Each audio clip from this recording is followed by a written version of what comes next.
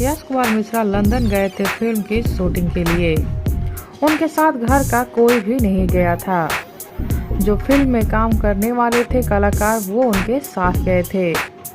यहाँ तक कि उनके साथ निधि झा भी नहीं गई थी। लेकिन जब लंदन से यश कुमार लौटे तो निधि झा उनको एयरपोर्ट रिसीव करने गई थी खुद गाड़ी चलाकर। यश कुमार लंदन से आने के बाद अपनी बेटी से मिलने गए। अंजना और यश की बेटी है अदिति और अदिति एक सीरियल में काम करती हैं अपनी मां के साथ। तो यश कुमार अपनी बेटी से मिलने वही सेट पर गए थे और बहुत सारे रील्स भी बनवाए।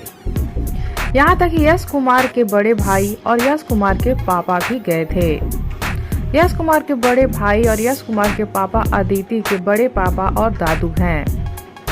सारे लोग अदिति से बहुत प्यार करते हैं। आप सब इस वीडियो में साफ साफ देख सकते हैं कैसे अदिति को गहना पहना रहे हैं, दुल्हन बना रहे हैं। अदिति भी अपने पापा से और अपने घर वालों से बहुत ही ज्यादा प्यार करती हैं।